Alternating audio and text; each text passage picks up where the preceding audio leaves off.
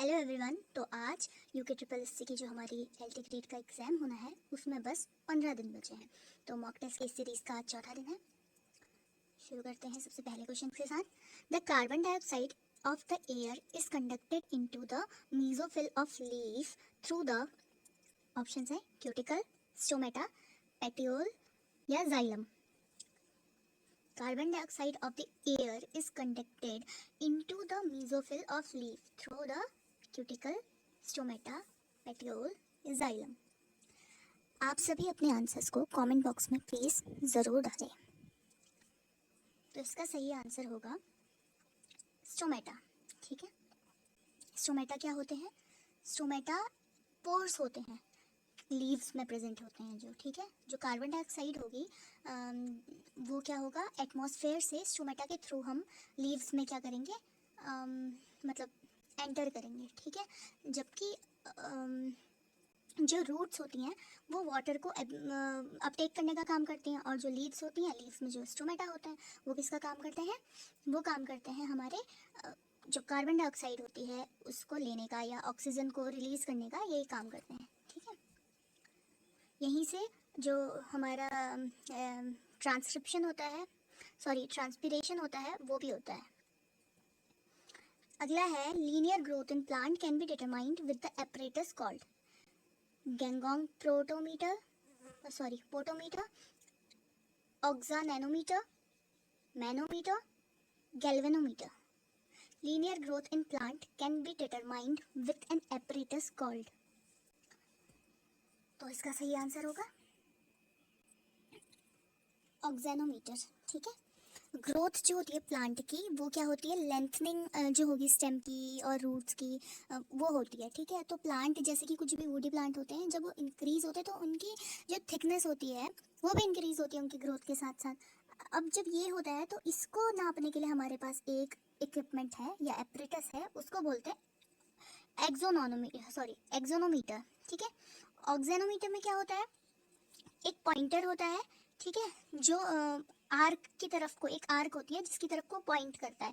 पुली होता है जिसमें हम क्या करते हैं, एक थ्रेड से जब उसके जो प्लांट है उसके टिप को क्या करेंगे, बांध देंगे, और पुली के दूसरी तरफ को हम वेट डालेंगे। जैसे जैसे वो बढ़ेगा वैसे वैसे पुली क्या होगा, खींचेगा, और जब वो खींचेगा तो क्या होगा, जो हमारा पॉइंटर है वो पॉइंट आउट करेगा आर्क की तरफ को। ठीक है, तो एक्चुअल ग्रोथ अगर लेंथ में निकालने का फॉर्मूला भी आ गया तो क्या करना है, distance travel by the pointer, यानी पॉइंटर कितनी डिस्टेंस ट्रेवल कर रहा है ऊपर से नीचे को, इनटू रेडियस ऑफ द पुली। अब रेडियस क्या है पुली का, वो हो गया upon length of the pointer, pointer की लेंथ कितनी है, ये हो गया। अगर हम ये करेंगे तो हमारी जो ग्रोथ होगी, एक्चुअल ग्रोथ है प्लांट की लेंथ की, वो। अब देखो अदर ऑप्शन जैसे कि हमारे पास था गैनॉग प्रोटोमीटर, उसमें क्या होता है, जो रेट ऑफ वाटर अपटेक होगा प्लांट में वो उससे पता चलता है। ठीक है, उसके बाद ऑक्सोनोमीटर की हमने बात करी, ग्रोथ इन प्लांट। मैनोमीटर क्या करेगा, जो प्रेशर होगा गैस और लिक्विड्स का वो पता करेगा। गैल्वेनोमीटर हमें सबको पता है इलेक्ट्रिक करंट के लिए काम आता है, तो यहाँ पे तो उसका मतलब नहीं है। बाकी अगर प्लांट से रिलेटेड है तो गैनॉग प्रोटोमीटर से कंफ्यूज हो सकते हैं, पर उसमें क्या होता है, उसमें हमें पता है कि वाटर का अपटेक जितना होता है उसको मेजर करते हैं। अगला है existence of nitrogen fixing bacteria in soil was discovered by Robert Koch, Louis Pasteur, J Lister या Winogradsky. J Lister, Louis Pasteur, Robert Koch. बताइए, सही आंसर होगा विनोग्रेड्सकी। ठीक है, नाइट्रोजन फिक्सिंग जो बैक्टीरिया है सॉइल में, वो पहले से मतलब जो एग्जिस्टिंग है वो किसने बताया था, विनोग्रेड्सकी ने। ठीक है, सही आंसर विनोग्रेड्सकी हो गया। रॉबर्ट कोच की हम बात करें तो बैक्टीरिया कॉजिंग ट्यूबरकुलोसिस हमने बताया था। ठीक है, लुइस पास्चर जर्म थ्योरी पिछले हम मॉक टेस्ट में कर चुके हैं। जे लिस्टर ने एंटीसेप्टिक सर्जरी, ये भी हम बता चुके हैं। विनोग्रेड्सकी ने नाइट्रोजन फिक्सिंग जो बैक्टीरिया है सॉइल में वो बताए थे। ठीक है, phytohormones are hormones regulating growth from seed to adulthood, hormone regulating secondary growth, growth regulators synthesized by plants and influencing physiological processes, hormones regulating flowering। phytohormones क्या होगा, growth regulators synthesized by plant and influencing physiological processes। ठीक है, Several horticulture techniques are followed for the production of bonsai plant. One of them is drastic pruning of root system. Which of the following physiological factors involved in the method? Inadequacy of mineral nutrients, deficiency of oxime, impairment of water absorption, deficiency of cytokinase. Bonsai plant हमने देखे हैं कि बहुत ही miniature एक type के होते हैं, किसी भी प्लांट का मिनिएचर फॉर्म होता है वो, मतलब छोटा सा स्वरूप बोल सकते हैं उसको, छोटा सा होता है ना बॉन्साई प्लांट। जापान में तो बहुत फेमस है ये जो टेक्निक है। तो इसमें क्या करते हैं, ये बोल रहे हैं कि बॉन्साई प्लांट के लिए हम क्या करेंगे, ड्रास्टिक प्रूनिंग करेंगे रूट सिस्टम की। अगर ड्रास्टिक प्रूनिंग होगी रूट सिस्टम की तो इनमें से क्या वो है मेथड, फिजियोलॉजिकल फैक्टर है जो इस मेथड में इन्वॉल्व रहेगा, तो वो होगा इम्पेयरमेंट ऑफ वाटर एब्जॉर्प्शन, इसका सही होगा। ठीक है, जो वर्ड है ना बॉन्साई, उसका मतलब एक इंग्लिश में उसको एक अम्ब्रेला टर्म के तरह यूज़ करते हैं, जिसमें सारे मिनिएचर ट्रीज या जो कंटेनर या पॉट्स में होते हैं वो इन्वॉल्व रहते हैं। ठीक है, ये देखो ये है बॉन्साई ट्री, सही आंसर है इम्पेयरमेंट ऑफ वाटर एब्जॉर्प्शन। जब इम्पेयरमेंट होगा ऑफ वाटर एब्जॉर्प्शन तो वो क्या होगा, सिग्निफिकेंट फैक्टर होगा वाटर कल्टीवेशन के लिए। ठीक है, जब रूट सिस्टम ड्रास्टिकली प्रून करेंगे हम, जैसा क्वेश्चन में पूछा था, यानी कट कर देंगे, तो जो प्लांट होगा उसकी जो एबिलिटी है कि वो वाटर को एब्जॉर्ब करे वो बहुत रिड्यूस हो जाएगी, जिसकी वजह से जो कंट्रीब्यूशन होगा इसका मतलब जो हमने अभी किया प्रूनिंग करी उसकी वजह से क्या होगा, जो स्टंट ग्रोथ होती है, मतलब बहुत छोटी ग्रोथ होती है उसकी, और उसका बहुत कॉम्पैक्ट साइज होता है। 90% of the photosynthesis on earth is carried out by large trees on earth, gymnosperm, algae of the ocean या hydrophytes and pteridophytes.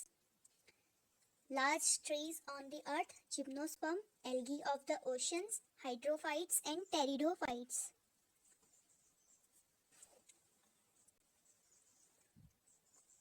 सही क्या होगा, सबको ये आना चाहिए, बहुत इजी है। एल्गी ऑफ द ओशन इसका करेक्ट आंसर होना चाहिए। ठीक है, 90% ऑफ फोटोसिंथेसिस किसके थ्रू होती है, जो ओशनिक एल्गी होती है ना, स्पेशली फाइटोप्लैंक्टन होते हैं उनके थ्रू होती है। ठीक है, the organizational characteristic of photosynthetic pigment in grana can be studied by using x ray reflection, crystallography, cell fractionation, scanning electron microscope.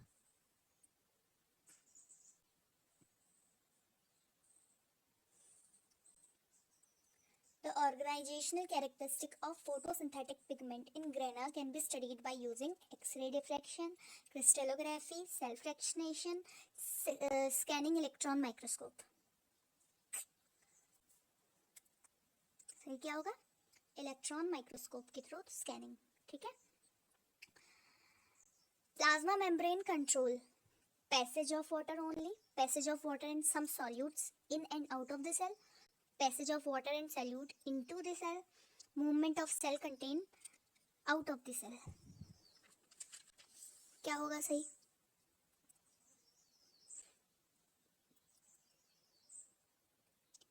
B option, passage of water and some solutes in and out of the water का सही होना चाहिए। ठीक है, अब जो ये question है ना, प्लाज्मा मेम्ब्रेन, हमें पता है इसे सेल मेम्ब्रेन भी कहते हैं। अब जब वाटर मूव करेगा प्लाज्मा मेम्ब्रेन में, वो ऑस्मोसिस के थ्रू करेगा। ऑस्मोसिस में क्या होगा, कोई एनर्जी की रिक्वायरमेंट नहीं होती है। कुछ जो सॉल्यूट होते हैं वो भी पास करते हैं प्लाज्मा मेम्ब्रेन के थ्रू एक स्पेसिफिक ट्रांसपोर्ट, प्रोटीन चैनल हो गए या कैरियर हो गए उनके थ्रू, जबकि अदर जो बाकी के हैं उनको कुछ ना कुछ एनर्जी, एक्टिव ट्रांसपोर्ट, ये सब चीज़ें लगेंगी क्या करने के लिए, मूव करने के लिए अगेंस्ट कंसंट्रेशन ग्रेडियंट। ठीक है, तो सही आंसर क्या होगा, passage of water and some solutes in and out of the cell, कुछ सॉल्यूट्स वाला सही होगा। ठीक है, अब अगला है the hydroponic refers to growing plant in soilless medium supplemented with essential elements, desalting marine water, growing plant in water, culturing plant on solid medium. Hydroponic समझ में तो आ रहा है कि वाटर से रिलेटेड है। हाइड्रोपोनिक तो कई लोग क्या कर सकते हैं, इसमें सी वाला ऑप्शन भी कर सकते हैं। ठीक है, growing of plant in water, क्योंकि हाइड्रो मतलब वाटर, प्रोनोज से बना है प्रोनिक मतलब कि वर्क या एफर्ट। बट इसमें क्या होगा, plant in water, growing plant in water एक तरीके से सही तो है, बट इसका और भी वास्ट मीनिंग होता है हाइड्रोपोनिक का। तो ऑप्शन नंबर ए हो जाएगा कि growing plant in soilless medium supplemented with essential element, ठीक है, क्योंकि सिर्फ वाटर नहीं मिल रहा है, कुछ इसेंशियल एलिमेंट्स भी यहाँ पे मिलने चाहिए, ठीक है। तो ये हो गया option number A, growing plant in soilless medium supplemented with essential element. सिर्फ प्लांट को वाटर ही वाटर नहीं मिल रहा है, बल्कि कुछ इसेंशियल एलिमेंट्स भी मिल रहे हैं, ठीक है। सॉइललेस मीडियम है ये तो पता चल गया हमको, लेकिन इसेंशियल एलिमेंट्स भी मिलेंगे तभी तो प्लांट ग्रो करेगा। तो ये है हाइड्रोपोनिक सिस्टम, ठीक है, बिना सॉइल के यहाँ पे मतलब है, ठीक है, विदाउट सॉइल सरफेस वहाँ पे आया था ना।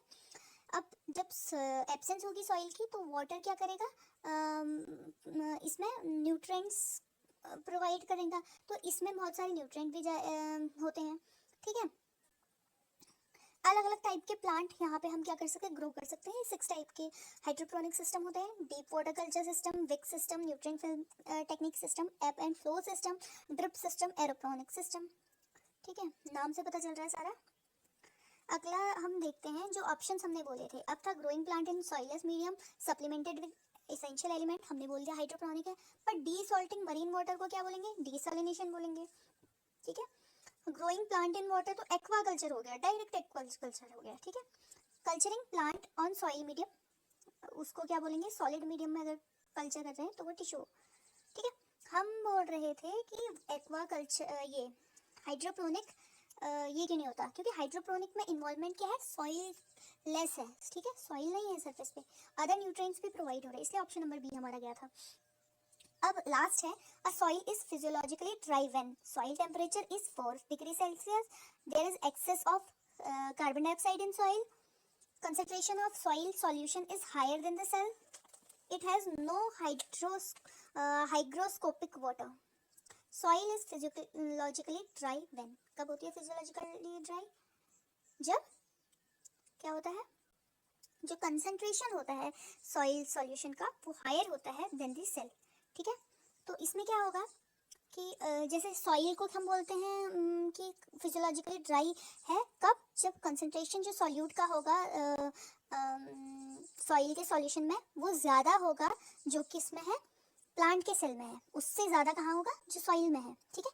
इसकी वजह से क्या होगा, एक कंडीशन क्रिएट होगी जिसमें क्या होगा, वाटर जो क्या है वो प्लांट सेल से बाहर की तरफ आ जाएगा, ठीक है, जहाँ मतलब बाहर की तरफ कहाँ, सॉइल में, क्यों, क्योंकि जो ऑस्मोटिक प्रेशर होगा उसमें डिफरेंस है, ठीक है।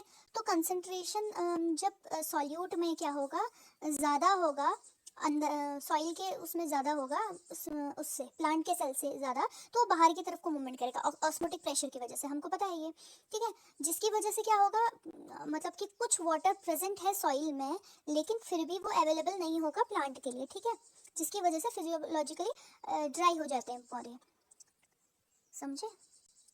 मतलब कि जो हमारे पास एक प्लांट है, अब उस प्लांट में क्या है, जो कंसंट्रेशन है सॉल्यूट का वो कम है, किससे, जो सॉइल उसके आसपास जो सॉइल है या जिसमें उसके रूट्स हैं वो सॉइल से कम है, सॉइल में ज़्यादा है, तो ऑस्मोटिक प्रेशर लगेगा, और ऑस्मोटिक प्रेशर की वजह से क्या होगा, जो अंदर पानी प्रेजेंट भी था वो भी बाहर आ जाएगा। अब अंदर पानी प्रेजेंट था और वो बाहर आ गया तो उसकी वजह से क्या हो जाएगा, भले ही सॉइल के पास पानी है थोड़ा बहुत जितना भी पानी है पर वो एब्जॉर्ब नहीं कर सकता इसकी वजह से, ठीक है। तो इसी को हम क्या बोलेंगे, फिजियोलॉजिकली ड्राई हो गया है कोई प्लांट बोलते हैं, ठीक है। तो आज के लिए बस इतना ही, आप हमारे चैनल को लाइक करो, शेयर करो, सब्सक्राइब करो। Thanks for watching.